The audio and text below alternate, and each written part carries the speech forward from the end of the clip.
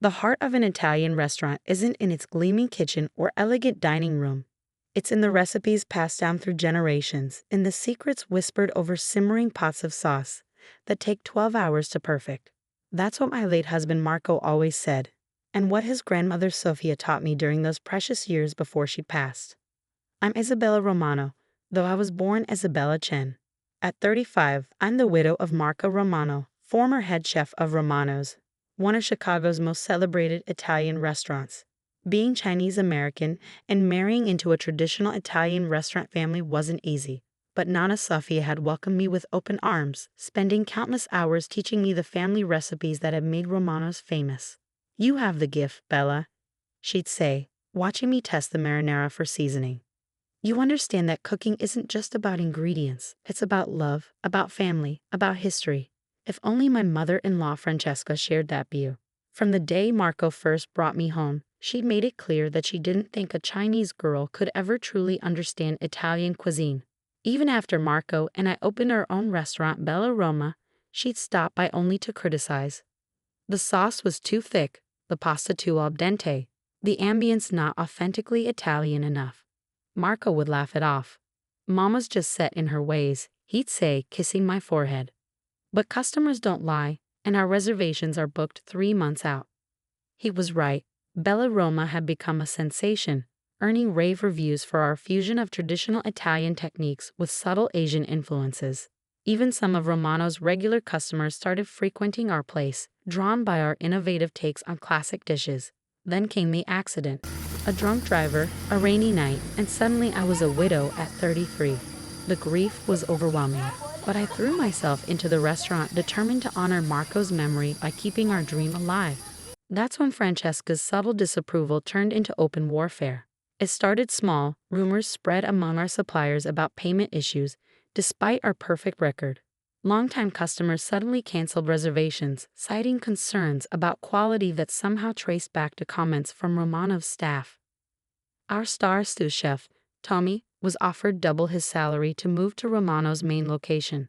"It's nothing personal, Isabella," Francesca said during one of her surprise visits, watching me prep for dinner service. "But Romano's needs to protect its reputation. People are confused about the connection between our restaurants. They think she paused delicately, interpretations of our family recipes somehow represent Romano's traditions." I wiped my hands on my apron, fighting to keep my voice steady. "These recipes came from Nonna Sophia herself. She taught me everything." She was being kind, Francesca cut in, humoring Marco's choice. "But now that he's gone, it's time to be realistic. You're not really family, not really Romano. You should sell Bella Roma while it still has some value. I'll even make you an offer, out of respect for Marco's memory." The kitchen suddenly felt too small, too hot. "Get out," I whispered. "Get out of my restaurant." She left, but the attacks escalated. Health inspectors started showing up weekly, obviously tipped off about non-existent violations. Our insurance rates mysteriously tripled. Reviews appeared online questioning our food safety practices, our authenticity, even suggesting we used MSG in our Italian dishes. One by one, our staff was picked off, offered better positions at Romano's various locations, or warned about hitching their careers to a sinking ship.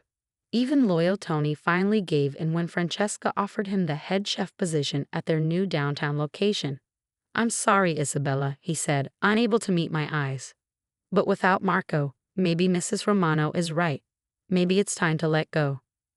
I was in the kitchen late one night, testing and retesting the marinara sauce that suddenly wouldn't come out right without Tommy's expert touch, when my phone buzzed.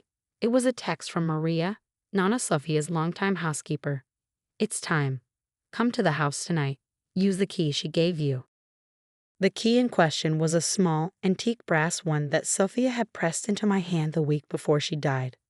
"For when you need it most, Bella," she'd said. "When the wolves are at the door." I found Maria waiting on the front porch of Sophia's Victorian mansion, a house that had been in the Romano family for generations, but now sat mostly empty since her death 3 years ago. "They're trying to sell it," Maria said without preamble. "Francesca and her lawyers were here today, documenting everything for the estate sale, but there are things they don't know about. Things Sophia wanted you to have." She led me through the darkened house to the kitchen.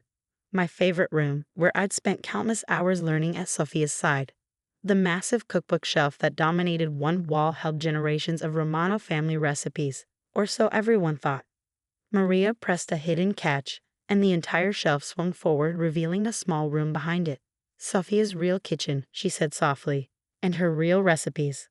The hidden room was a revelation. Floor-to-ceiling shelves held hundreds of notebooks, each filled with Sophia's elegant handwriting. But these weren't just recipes, they were the true history of Romano's success, documenting how each famous dish had actually been created. Everyone thinks the recipes came from the old country, Maria explained, pulling out a leather-bound journal from 1963. But Sophia was the one who developed them all. She let her husband take the credit because back then, no one would have accepted a woman as the real genius behind Romano's. As I paged through the journals, my hands trembling, I found notes addressed to me. Sophia had known this day would come. She'd known Francesca would try to drive me out, to erase Marco's legacy and mine. But she'd prepared for it. In a sealed envelope marked for Isabella, when they tried to take everything, I found documents that would change everything. Partnership agreements, copyright registrations, proof that Sophia Romano hadn't just created Romano's recipes, she'd legally protected them and left them all to me. She tried to tell them, Maria said, watching me read. Tried to make them understand that the restaurant's success wasn't about being Italian. It was about passion, creativity, and love. But they wouldn't listen. So she made sure you would have what you needed to fight back.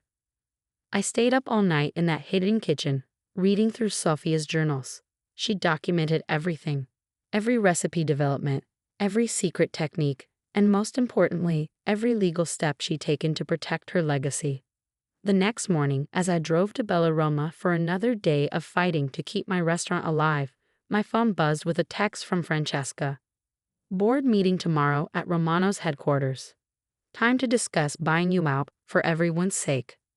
I looked at the box of journals and documents sitting in my passenger seat and allowed myself a small smile.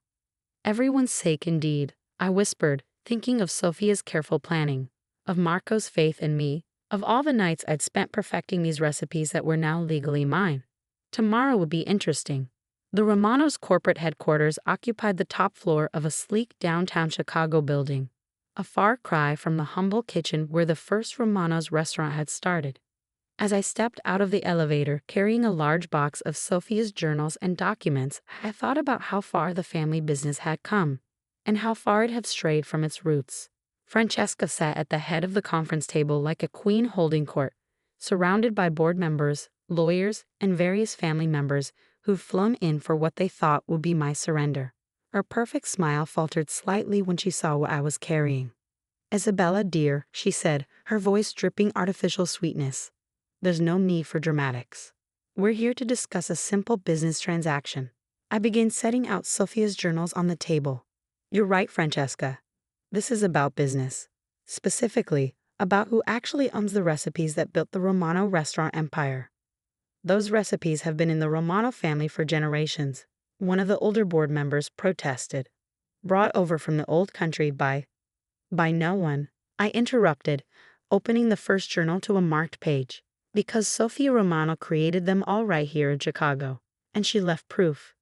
The room erupted in objections, but I continued laying out documents, recipe development notes, early menu drafts, and most importantly, the copyright registrations and partnership agreements that Sophia had carefully filed decades ago.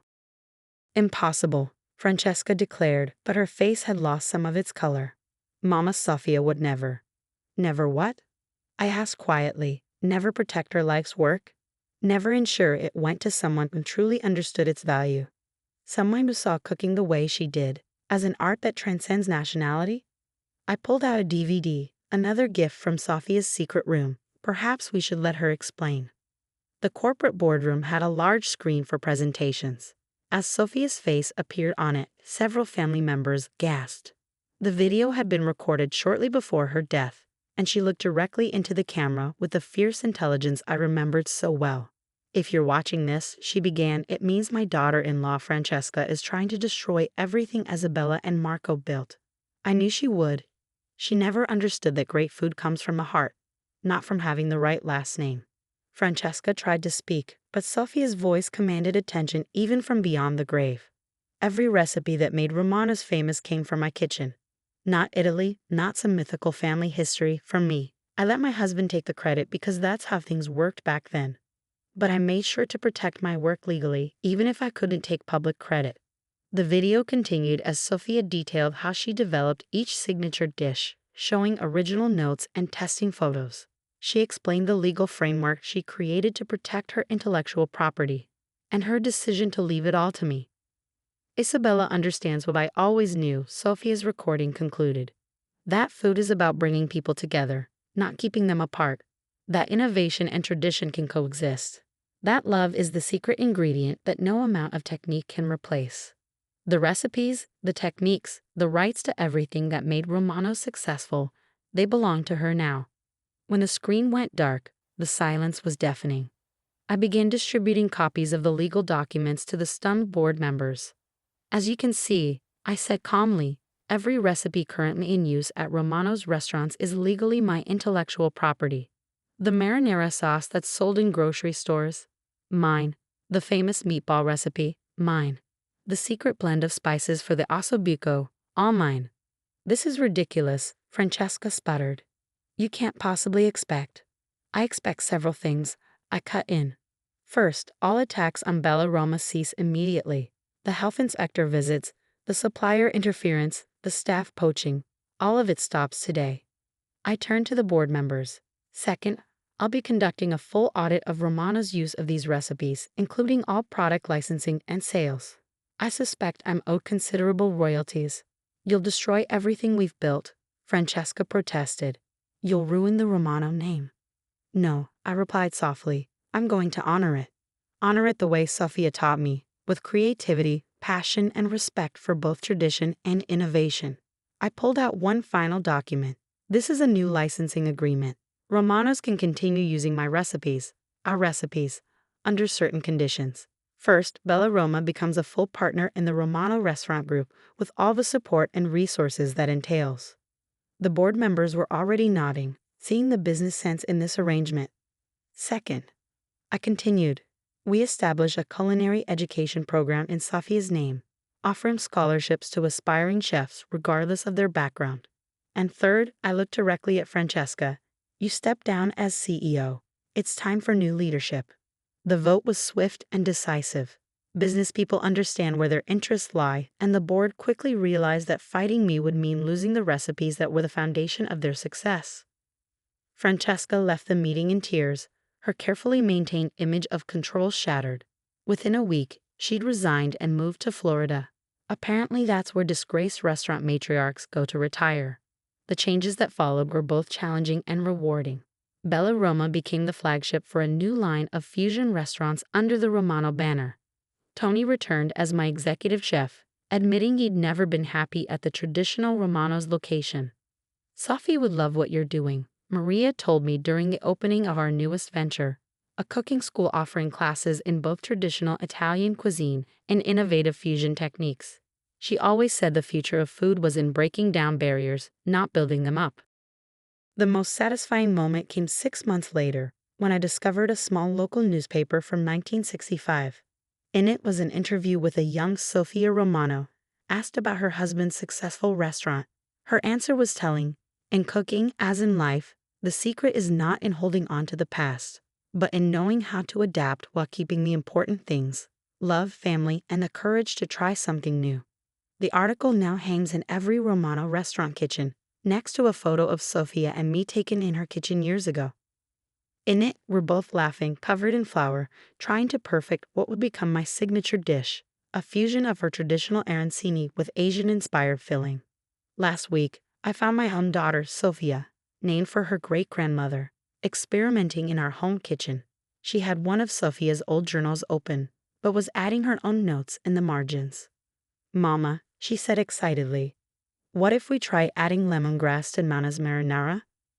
I smiled, remembering Sophia's words about innovation and tradition. "Let's try it," I said, reaching for my apron. After all, that's what family recipes are really about, growing and changing while keeping the love that made them special in the first place. The marinara sauce we created that afternoon now has its own page in the family recipe vault. A perfect blend of past and future, just like the Romano legacy itself. And somewhere, I know Sophia is smiling, watching her true vision for the family business finally come to life.